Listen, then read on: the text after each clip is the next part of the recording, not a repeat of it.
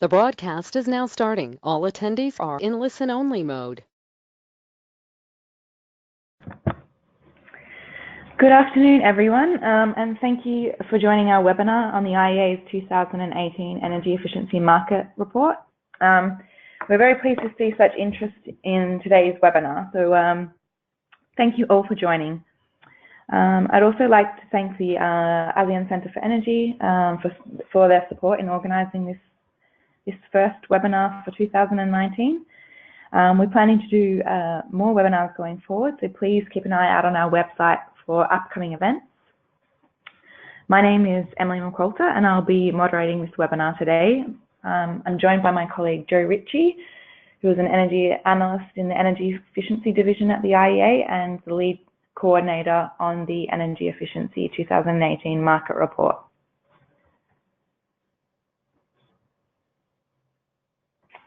So just to briefly go through the agenda, I'll just say a few words on the webinar platform in a moment, but just to note that we'll have some welcoming remarks from the ASEAN Centre for Energy, and following this, Joe will give the presentation, followed by some time for questions and answers. And we very much want you to participate in the webinar and encourage you to post comments and questions in the comment box throughout the webinar. So just a little bit on the interface. This shows you a snapshot of the attendee interface you should be seeing on your computer. There are two ways to connect to the audio of the webinar. One is through your computer's audio system, and alternatively you can call through the telephone by clicking the phone button.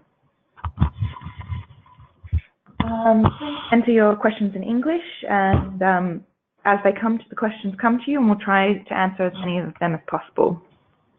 Please also note that we are recording this webinar, and the link for the webinar will be available after the presentation.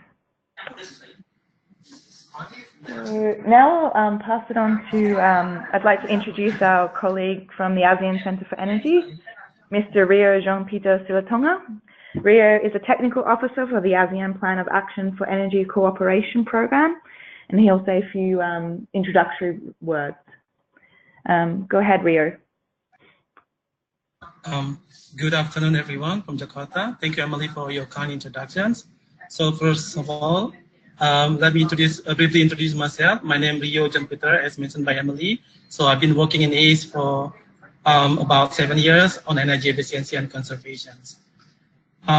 We also would like to extend our appreciation to IEA as our joint partner in organizing this webinar, and this is very timely with our efforts and also initiative in ASEAN on energy efficiency and conservation, when ASEAN has been committed to reduce energy intensity under the energy efficiency program and also move the policy towards energy efficiency directions. Next, please.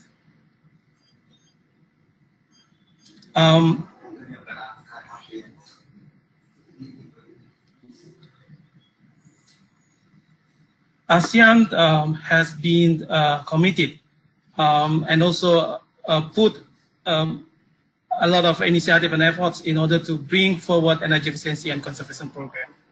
Energy efficiency program has been gaining momentum since a long time ago, but in 2015 until 2025, ASEAN set a long-term action plan and also goals target on energy efficiency and conservation.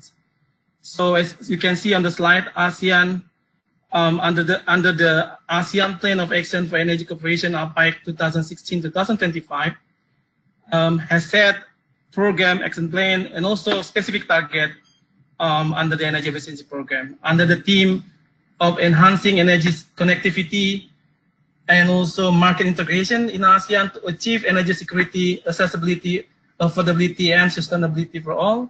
ASEAN has directed the energy efficiency programs towards the goals. Specifically on energy efficiency and conservation, ASEAN has committed to cut energy efficiency, energy intensity reduction into 2025 by 20%, and 30% energy intensity reduction will be beginning in 2025. So this is the brief figure of how the progress of energy efficiency achievement in ASEAN in terms of energy intensity reduction. So we are closing to achieve our target of energy intensity reduction into 2025. Next, please.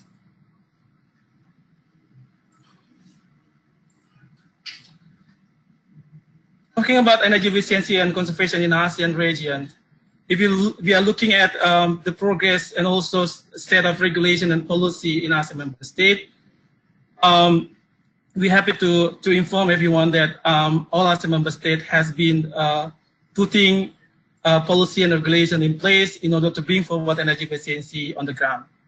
So if you look on the table, ASEAN member state, the composing of 10 ASEAN countries, starting from Brunei, Cambodia, Indonesia, Laos, PDR, Malaysia, Myanmar, Philippines, Singapore, Thailand, Vietnam, have specific target on energy efficiency reduction intensity in certain long-term period.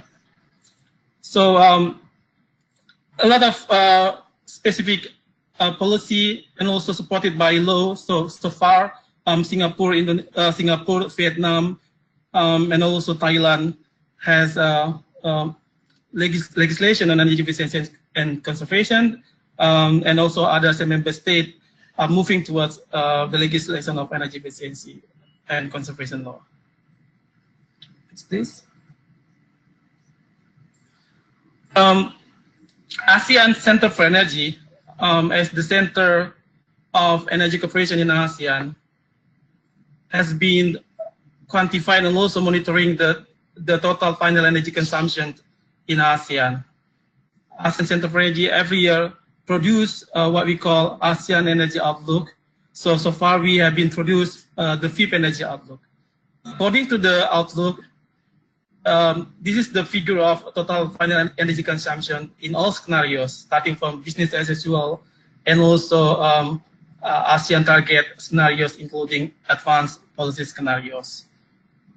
In the business as usual, the total final energy consumption is projected to reach the highest growth among all scenarios, with a compound annual growth ratio of 3.6% and reaching 1,046 million TOE by 2040.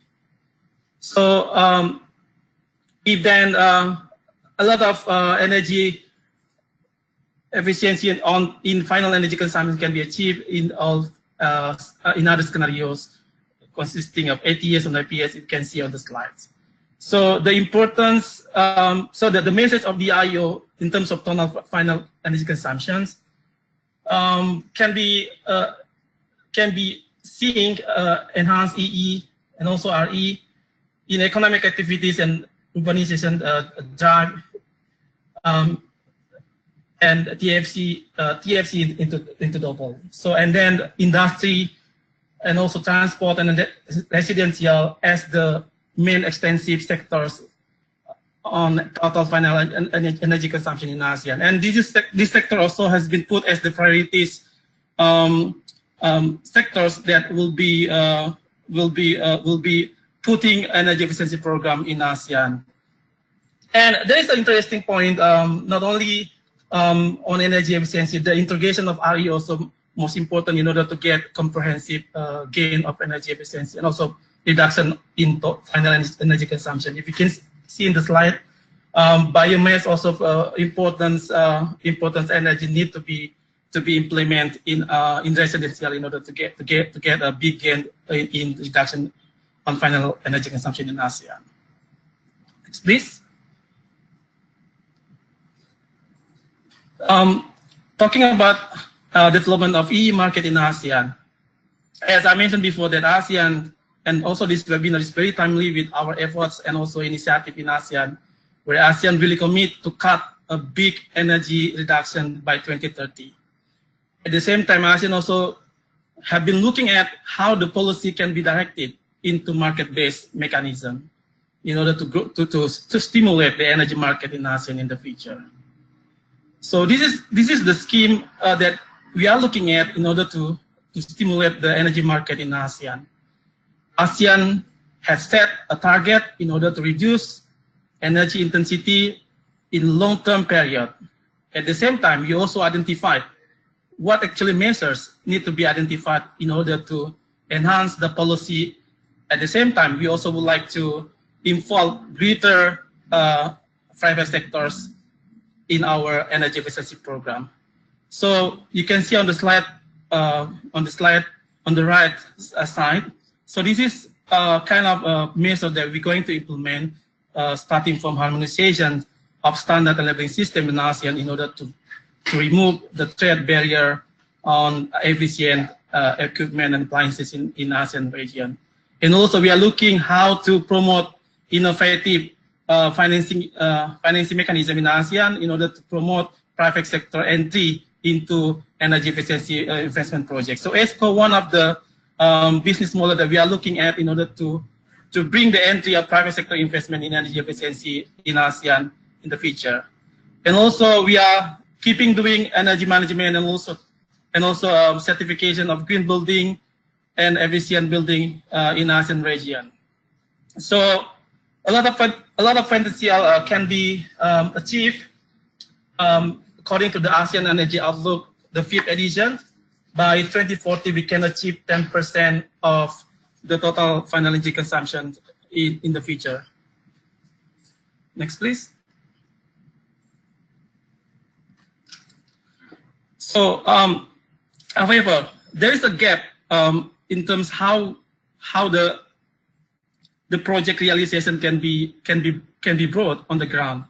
The gap between the policy, including all stakeholders and financial institutions, and also the project developer, still happening on the ground. So, looking at the big potential of energy intensity reduction and also final energy consumption, including a big investment need to be included in order to bring all energy efficiency potential into realization. So this is the figure of how much the ASEAN need in order to bring or in order to unlock the energy potential saving according to the data research desktop that have been conducted by ASEAN Center for Energy.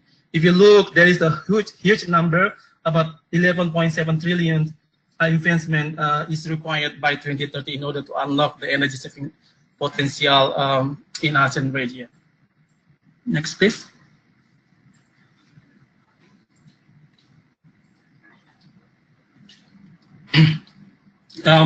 Moving forward, ASEAN has been put priorities starting from 2018 until 2025. So we are more focused on how to bridge the gap between the investment and also the project developer in order to be able to bring the energy efficiency investment on the ground. So this is something that we are looking at and also agreed by the ASEAN member state. Deliver of innovative financing schemes that are operational and ready to finance investment. As I mentioned, that we trying to stimulate the policy, the ASEAN member state, in order to expand their policy into market-based mechanism in order able to bring the operationalization of energy efficiency investment on the ground. And also regional, national aggregators, we demonstrate and also traceable capacity to set up large-scale pipeline of project in ASEAN region. The next is regional, national EE investment roundtable platform need to be continuously conducted by this region, facilitated by ACE, in order to facilitate and also to initiate the comprehensive network between the service of energy efficiency and also policymakers. And need to put to extend the target of energy efficiency target in the region in terms of the impact and also the outcome of the project to be implemented related to gigawatt hour per year and also contribution to the greenhouse gas emission reductions and how much in million USD can be achieved if energy efficiency policy and also technology can be implemented in ASEAN region in the future. Next, please. So that's all my presentation. So again, we'd like to thank you for International Energy Agency for the joint collaboration in bringing up this webinar. So ACE actually have been conducted a series of webinars every month in order we can inform the policymakers and also all stakeholders how the energy efficiency progress and also activities, effort initiatives of ACE have been good in order to disseminate and also to raise the awareness and also to build a collaboration so we can achieve the goals of this region on energy efficiency and conservation program in the future. So again, thank you IEA for this joint collaboration and look forward for next collaboration in the future. Thank you. Please, Emily. Thank you very much, Rio, and thank you to the ASEAN Centre for Energy for supporting this webinar. I'll now pass it on to Joe to give the webinar. Thank you, Emily. And yes, as Emily said, my name is Joe Ritchie. I'm one of the energy analysts in the Energy Efficiency Division here at the IEA. And today I'm going to be giving a presentation on some of the key findings from Energy Efficiency 2018. This is the 6th edition of our annual Energy Efficiency Market Report series. And in this report, that we first of all look at global trends and outlooks for energy intensity and energy efficiency. And we also introduce a special efficient world scenario, which I'll be talking about during the presentation today. We also look at energy efficiency in the transport, buildings and industry sectors, and also examine global trends for energy efficiency, investment, finance and business models. We also have a special chapter looking at energy efficiency in emerging economies, with a particular focus on the 6 major emerging economies that the IEA works with through our Energy Efficiency in Emerging Economies program, our E4 program, with Indonesia being an important partner country there. And the report itself is free to download. You can, the web link is just there on the screen. Unlike other publications, it's free to download. So if you, we encourage you to download the report if you find the content to be of interest. So as I said, I'm going to go through some of the high-level findings from the report, and I'll start off by looking first of all at energy efficiency trends and outlooks. So the first high-level metric that we look at in the report is the annual change in global primary energy demand. And on this graph here, you can see the percentage change in global primary energy demand in every year of this decade. What we can see here is that primary energy demand globally has been increasing, but at a slower rate each year. So in 2015 and 2016, global primary energy demand increased by only 0.5%. So whilst the world is using more energy, the rate at which it is increasing this energy demand was decreasing. But in 2017, we saw a much different trend, and that is that global energy demand rose by nearly 2%.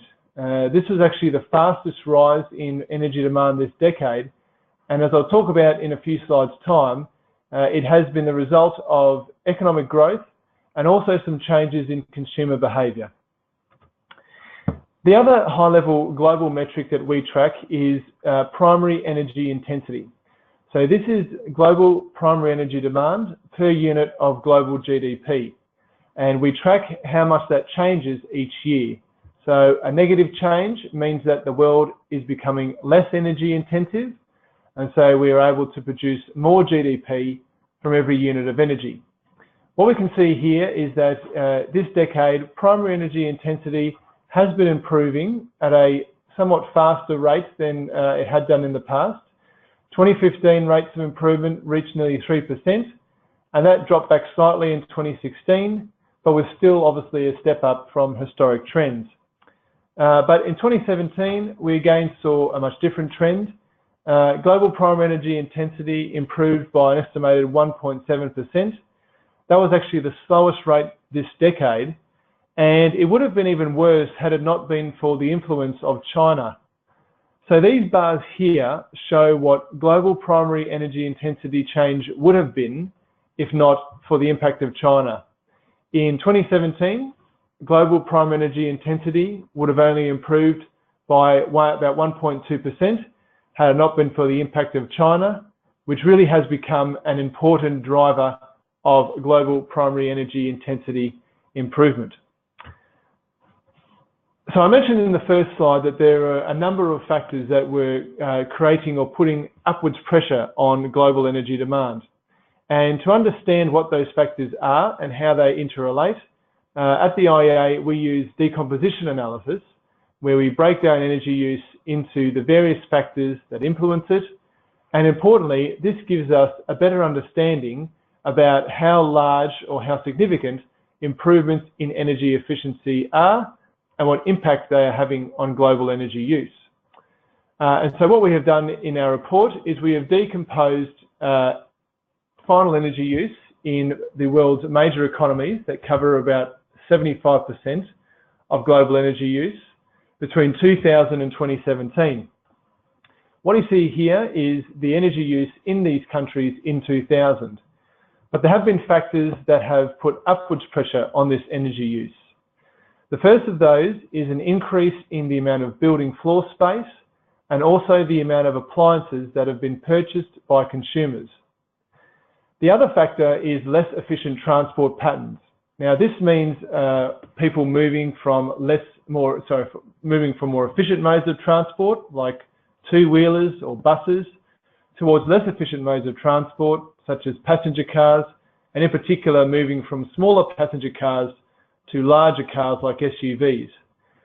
This trend isn't as apparent in Southeast Asia as it is in other areas because of the predominance of more efficient two-wheelers in passenger vehicle fleets. But what is very apparent in Southeast Asia as well as globally is the impact from increased economic activity. We see here that increased economic activity has put a lot of upwards pressure on global energy use. But there are factors that have offset this impact. The first of those are shifts in economic activity. Now what this means is that economic activity is moving away from more energy intensive sectors like iron and steel or cement manufacturing towards less energy intensive sectors like food and beverage or textile manufacturing and also the services sector. And that puts downwards pressure on energy use. And of course the other factor is improvements in energy efficiency, which are also having a substantial impact. But that impact, as you can see here, is being very much overwhelmed by the other factors that create an increase in demand for energy, particularly economic growth, and that is why we are continuing to see global energy use rise. But the improvements in energy efficiency are quite significant, and to show you how significant they are, in the report we present a trend for global energy use and global emissions and what they would have been without the impact of energy efficiency. So on this graph, you can see in the green line the trends for global GDP and the trends for global energy use and global emissions. But these trends obviously have occurred as a result of the improvements in energy efficiency that we have observed since 2000. If it was not for these improvements in energy efficiency, we would see a much different trend. Energy use in 2017 would have been around 12% higher. That's like adding another European Union to the global energy system. And emissions also would have been about 12% higher, and that would have resulted in the emission of an additional 4 billion tonnes of CO2 into the Earth's atmosphere. So the impact of energy efficiency has been quite profound. And in terms of where the efficiency gains are being made, it is very much in the industry sector where we have seen the majority of efficiency gains. Across all the major economies that we analysed, as well as the major emerging economies, the industry sector provides the greatest amount of efficiency gains. The building sector provides another large chunk of the energy savings, with transport having a smaller component. In transport, this is a reflection of the variable application of vehicle fuel efficiency standards, which I'll talk about a bit later on as well. So to look at some of the trends in Indonesia, which we presented in Chapter 6 of our market report this year, we can again see that the energy use in 2000 for Indonesia, with a very strong upwards push from increasing levels of economic activity. We don't see a lot of changes in structure, and this is because the shift away from energy-intensive sectors, which has occurred in Indonesia, has actually been offset by the impact of increased appliance ownership, particularly things like air conditioners and other appliances that are being purchased as a result of increased living standards. But energy efficiency has been improving, and we can see here that without energy efficiency, Indonesia would have used 9% more energy in 2017. And in terms of where these efficiency gains were being made, similar to the global trends, it is very much the industry and services sector that has provided the largest chunk of energy savings. The passenger transport sector, represented by this brownie section here, that is also providing some savings, particularly because of improvements in vehicle fleets and the adoption of more efficient two-wheelers. And that's obviously another source of substantial savings. But the industry and service sectors are the ones that are really driving efficiency gains in Indonesia. So all those trends that I've just talked about in the last few slides are effectively historic trends. They look at energy efficiency since 2000. But as I mentioned at the start of the presentation, in the Energy Efficiency 2018 report, we included a special efficient world scenario that looked at what a more efficient world could be and what the impacts could be. Because the reality is that the world is missing opportunities to improve energy efficiency. The global policy settings are not delivering the full potential efficiency gains that are possible with currently available technology. And so working with some of our colleagues within the IEA's World Energy Outlook, we developed a new efficient world scenario that answered the question, what would happen by 2040 if countries realised all the economically viable energy efficiency potential that is available today? And to just pause on this statement here, by economically viable, we mean that all of the measures incorporated in this scenario pay back within their life, so they are cash flow positive, and available today means that it is based on currently available technology. So in some ways, this is a conservative but realistic scenario because we don't consider any new advances in technology that might unlock even greater savings. And the efficient world scenario presents the benefits from efficiency for the global economy, the global energy system, and also the environment. At a very high level, we can see here the impacts of the efficient world scenario and the greater adoption of energy efficiency measures. What you see here is a bit of an illustration of global GDP and global energy demand as it currently sits. But in the efficient world scenario in 2040, global GDP could be double what it is now, but energy demand would only be slightly higher. And what this would mean is that the world would double energy productivity such that it would produce more than twice as much GDP for every unit of energy demand. And that also translates into a large decline in primary energy intensity. What you can see here is levels of primary energy intensity, both globally and in the 6 major emerging economies that the IEA has been working with. We see here Indonesia, where there has been a fall in primary energy intensity between 2000 and 2016. And in the efficient world scenario, that decline continues. And in fact, averaged across all of the 6 major emerging economies, average energy intensity declines by over 50%. And this is as a result, obviously, of the adoption of these cost-effective energy efficiency measures that are based on currently available technology. So a lot of gains to be made there. In terms of where the actual potential lies, one thing that we recognise in the report is that countries have either implemented or are planning to implement policies that will realise some of the energy efficiency potential that exists today. And this is what is presented by the IEA's new policy scenario. But those measures only realise about 1/3 of the potential cumulative energy savings that are possible from greater efforts on energy efficiency. Because as we can see here, there remains a large amount of energy efficiency potential across all end-use sectors. The largest sector, the sector with the largest energy efficiency potential is actually the transport sector, and that's followed by buildings and industry. Now, the interesting point here is that this is actually the reverse of the historical trend that I showed a few slides earlier, where transport had made the smallest contribution to efficiency gains since 2000. But here we are seeing that there's a lot of potential in transport, and that is linked to the adoption of electric vehicles and also an increase in the efficiency of traditional combustion engine vehicles as well, both of which are driven by policy, be it vehicle fuel efficiency standards or incentives for energy efficiency. Now, the other important benefit that we highlight is the environmental benefits of increased levels of energy efficiency, and particularly on greenhouse gas emissions. What you can see here is the historic trend for energy-related greenhouse gas emissions since 2000, and what the IEA projects those emissions to be if there was to be no change in currently implemented or announced technologies, announced policies, I should say.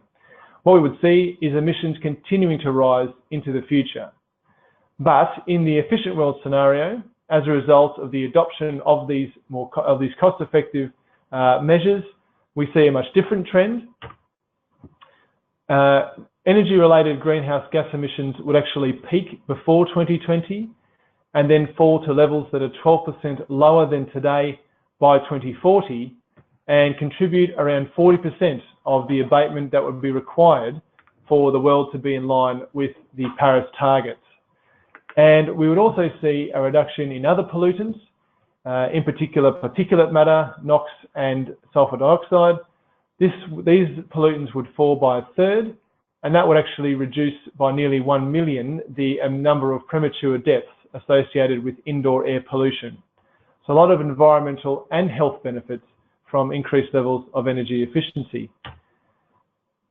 Looking at the efficient world scenario for Indonesia, and we can see here that total fine energy use in Indonesia is projected to continue to rise under the IEA's new policy scenario. So with existing policies and announced policies implemented, energy use will continue to rise, and that's on the back of economic growth and increased living standards.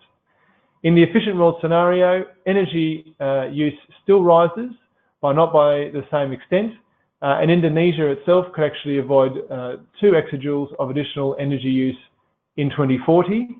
And where those savings come from, as you can see here, it's actually the building sector in Indonesia that represents a large chunk of potential efficiency gains.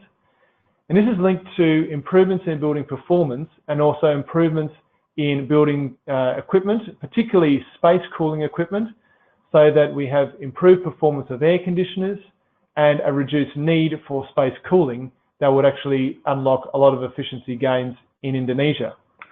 From an emissions perspective, under the new policy scenario, emissions in Indonesia rise, and under the EWS, they also rise, but again, by a lesser extent, and that avoids about 120 million tonnes of greenhouse gas emissions.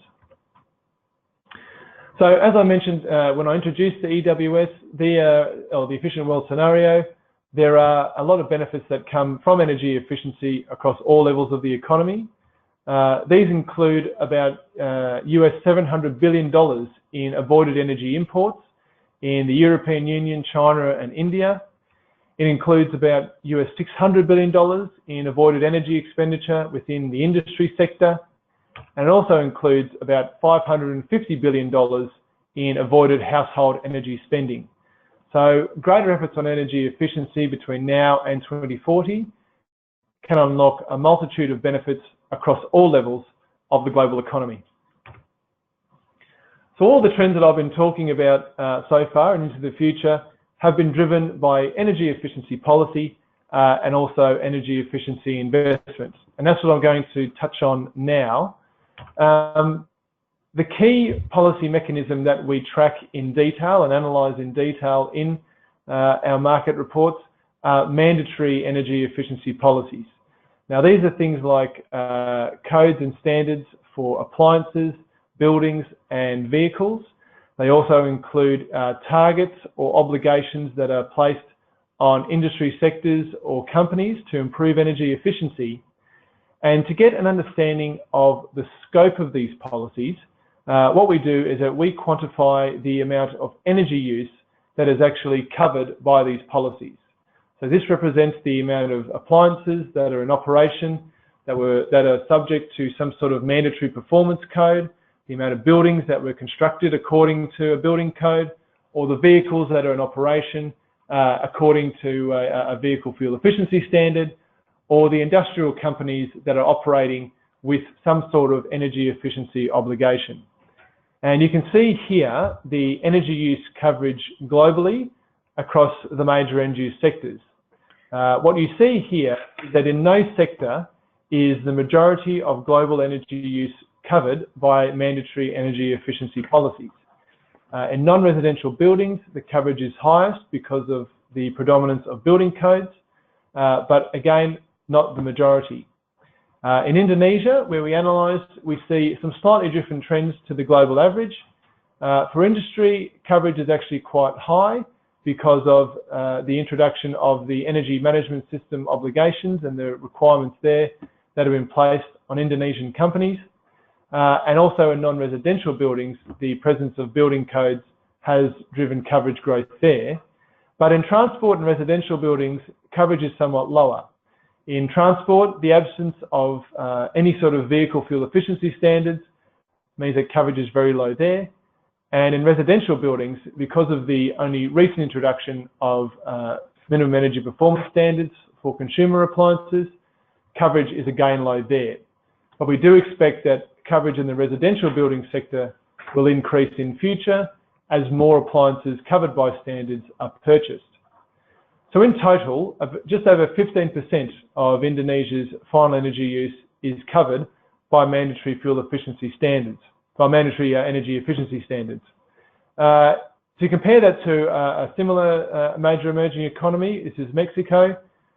We can see here that coverage is lower in industry because Mexico just has electric motor minimum energy performance standards, but coverage is higher in the other sectors because of the presence of vehicle fuel efficiency standards, performance codes for buildings and also appliance standards, which means that total coverage is around 22 or 23% in Mexico.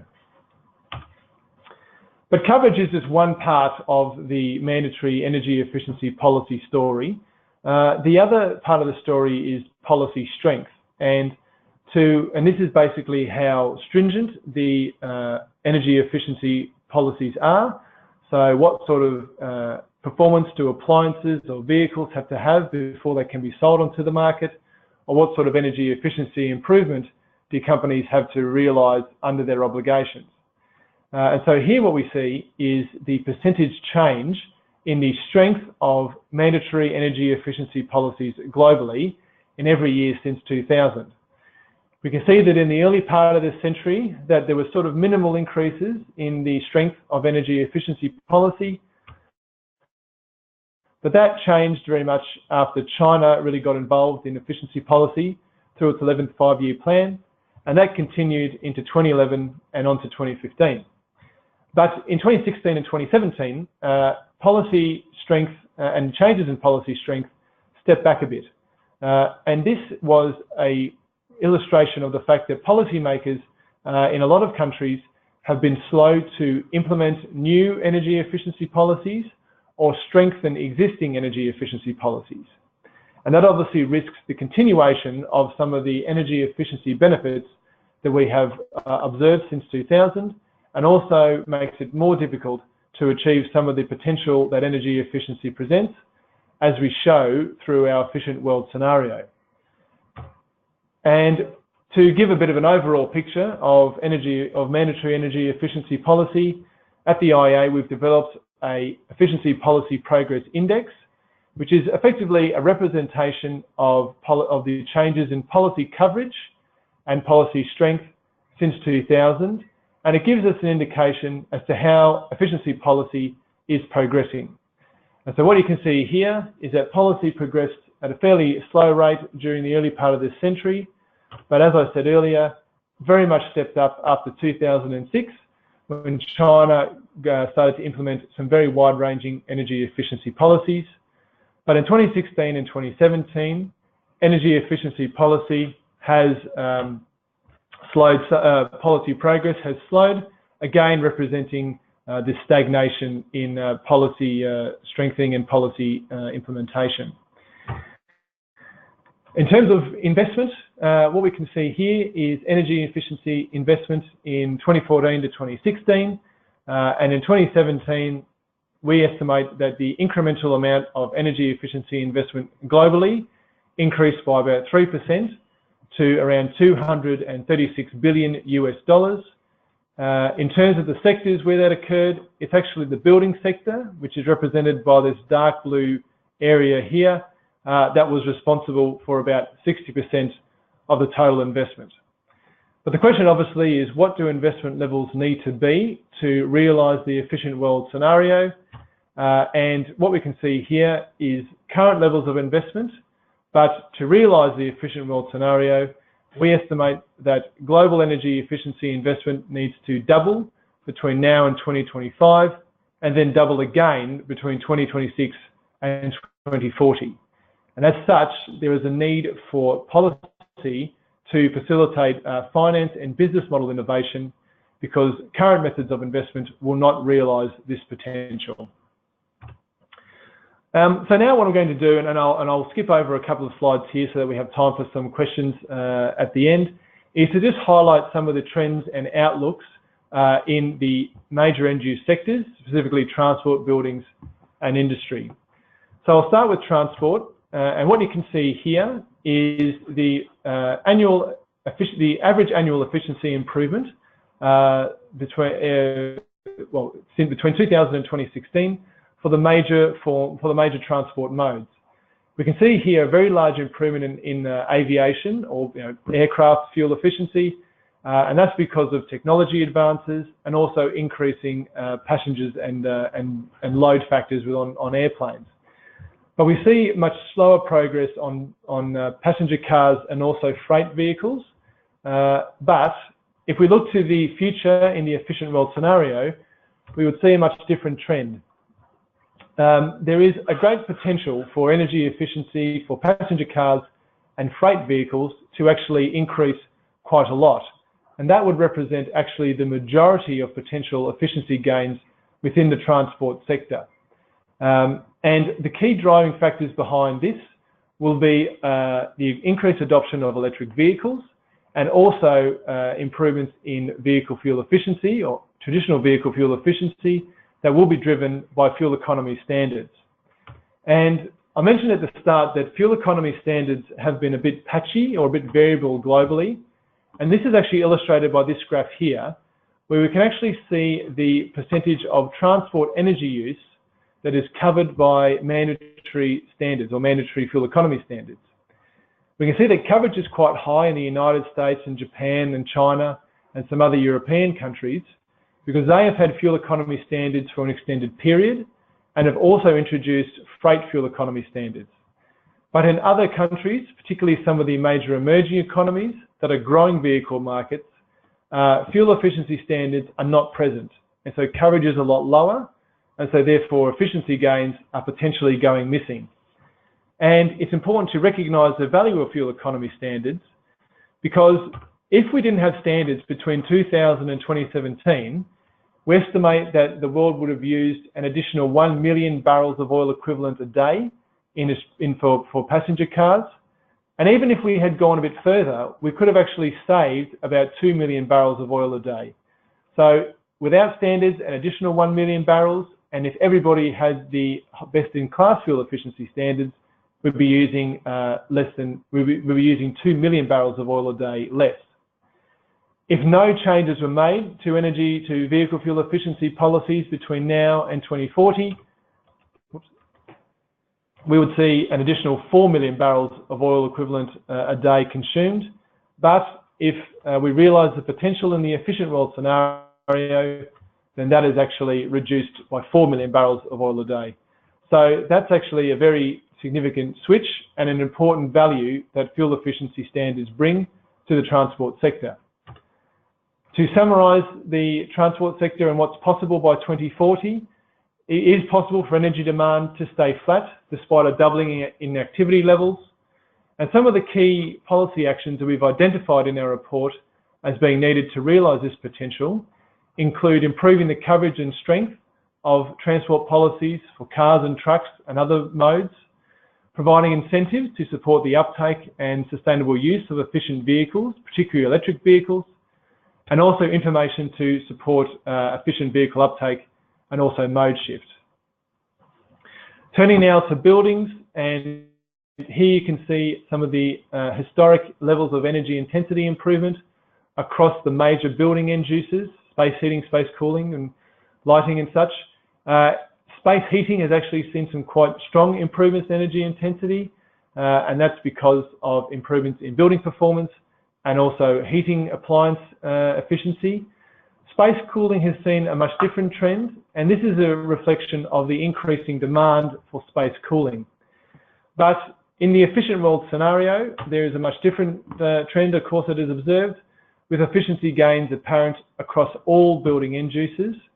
And actually, the space cooling, water heating, and space heating sectors, or end uses, represent about 60% of the potential savings in the building sector. I'll skip over this slide, and then I'll talk particularly about space cooling, which is obviously something that is very important in Southeast Asia and also an important focus of the IEA both last year and into the future. And that is simply because space cooling energy demand is rising rapidly and could have a very big impact into the future.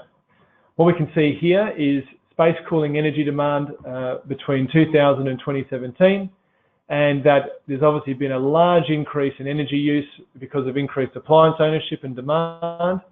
And whilst there has been some efficiency improvements, demand has still risen.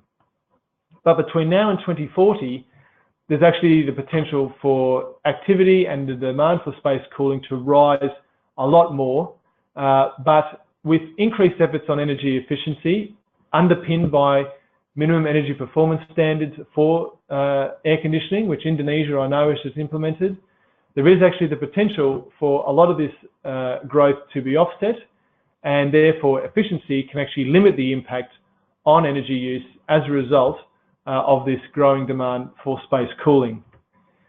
So to summarise for the building sector what's possible, we could see building floor space increase by 60%, but efficiency gains could actually mean that we would see no additional energy use. And the key policy actions that are required are comprehensive efficiency policies that would target both new and existing buildings. So that's obviously a very important link there to building codes. There will need to be incentives to encourage the adoption of high efficiency appliances, and also for people to undertake retrofits of their buildings to improve efficiency, and also an improvement in the quality and availability of energy performance information and tools.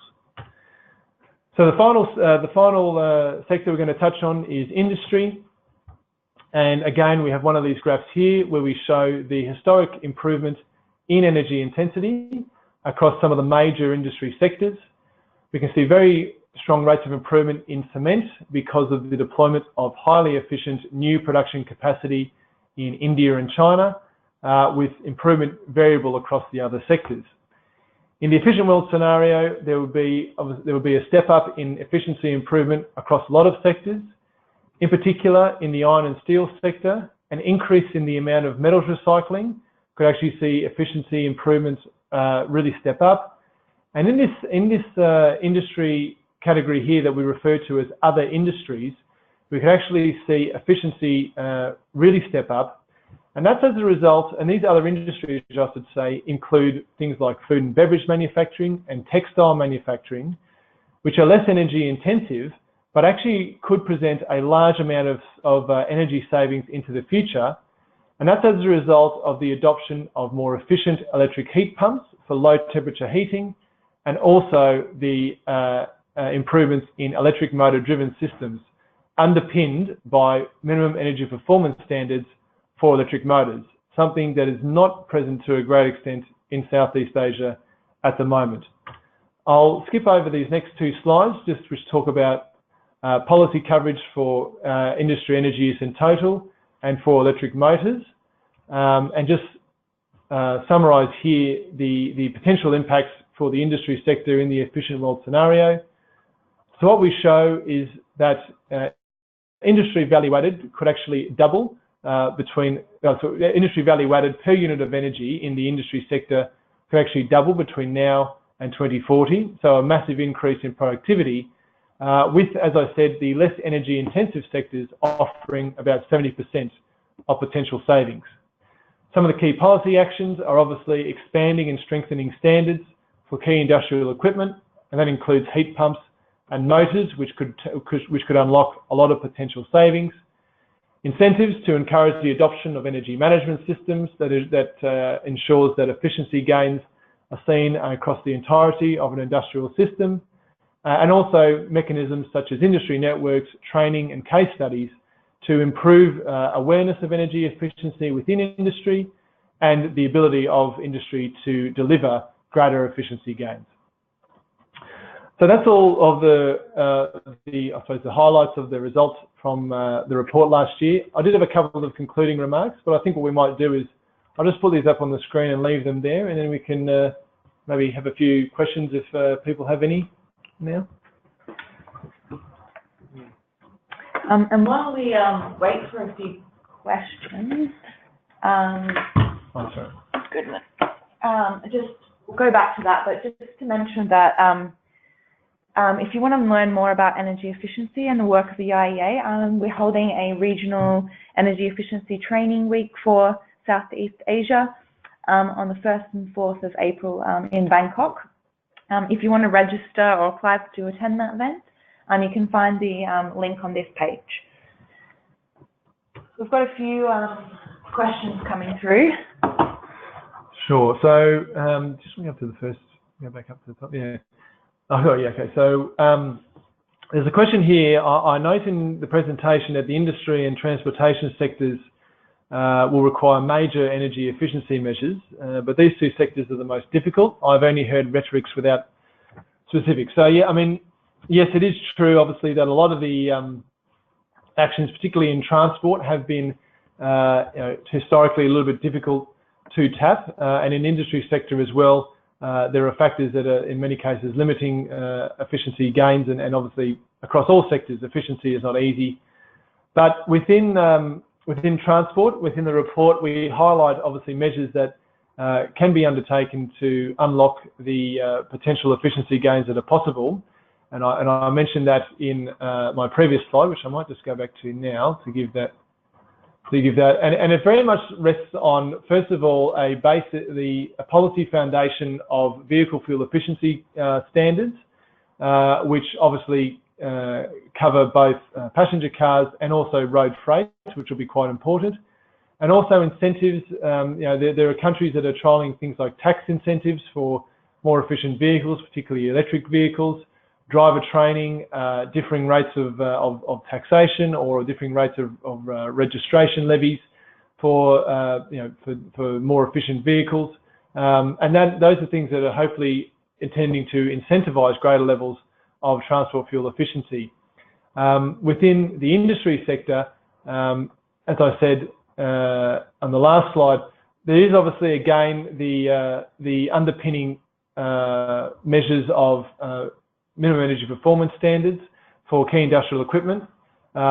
Electric motor driven systems is one that is actually very common among parts of the world, and something that there's a lot of precedent for policy to actually make an impact here.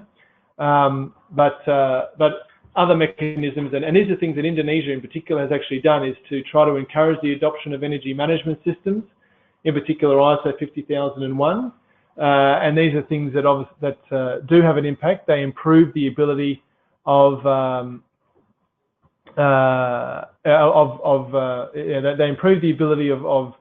companies to actually understand their energy use and improve energy efficiency. And industry actually also is can actually benefit quite a bit from knowledge sharing. And there are examples that we provide in the report of industry networks that have actually leveraged off industry's willingness to learn from each other, which are actually beneficial in tapping into efficiency gains that are possible. So yes, I agree, obviously, and recognise that it's difficult and it's not easy, but there are a lot of actions that countries are already implementing and have realised some of the energy efficiency potential that is possible, and that provides the basis for scaling up into the future. I've got a question here now about energy efficiency industry and how important it is, and whether or not there's an example of where a factory adopted energy management. There are a couple of examples that we've provided in our last 2 market reports, and also in a workshop that we had. The benefits there are actually quite profound. In what I would recommend to the person that asked that question is to actually download the report and go to page 109, which actually talks about the impact of energy management systems and some of the policies that have been implemented to realise that potential benefit there. So there is, I won't go into the detail now, but there is some case studies and some information that we have on that, and we're more than happy to share that and point people in the direction there. Another question here about whether the projections for industry and transport take into account projections and conjectures about how industry will go in the next 2 decades. So projections, yes. Conjectures are always something that is inherent within any sort of forecast about the degree to which we might see structural change, the uncertainty of things like economic growth and other factors like that. We use projections in many cases that are based on forecasts of economic growth between now and 2040. And for transport, we use projections in terms of how much transport demand will grow based on living standards, the amount of the demand for transport that actually happens with growing income levels, and also the demand for freight transport activity that comes with increasing levels of economic growth. And so that's something that we see as important. But in terms of the conjectures, I think there's always these things are up for discussion or debate whenever we do these sorts of projection work. But obviously, we do take those into consideration as much as we can. But obviously, we do see still that there's a lot of energy efficiency potential that still exists. Okay, so in the presentation, I've got a question here. It shows Indonesia an example. Does that mean that Indonesia is having the most significant impact on the region compared to other Southeast Asian countries, or is there any reason? So the reason for this is purely a data reason. The data that we require to do energy efficiency analysis is very detailed. We actually require not only energy use information, but information on economic activity, appliance ownership, building floor space, vehicle ownership, passenger kilometres, tonne kilometres, things like that. And so we don't have at our disposal the actual amount of detail for all Southeast Asian countries to do the data analysis that we'd want to be able to do. And that's not to say that we don't want to, because we realise that the region is very important and growing, and it's obviously an important focus of our work. So hopefully in future we will be able to have more coverage of Southeast Asia. But at the moment we're a little bit limited by data because of just the amount of and the detail of information that is required for energy efficiency analysis. But that's not to say that it's not necessarily a commentary on Indonesia as opposed to other countries in Southeast Asia. It's purely driven by data availability.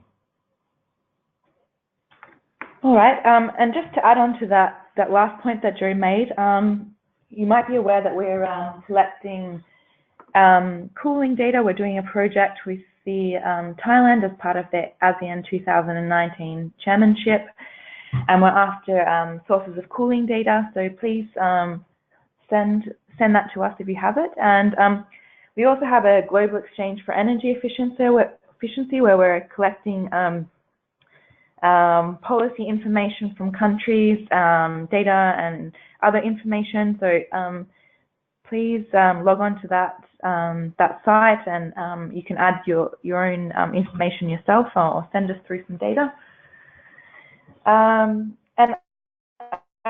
So I think we'll leave it there, but thank you so much for joining the webinar today. Thank you to Joe for presenting, and thank you to the ASEAN Centre, Rio from the ASEAN Centre for Energy. Just one final point, that I'll be sending out a survey after this webinar, and it'd be really useful to me if you could fill out the survey. We'd really like to keep this webinar series going, and so if you have, just let me know what would help you out, what you want to hear more about, and we'll see what we can do. Thank you very much, everyone. Bye-bye.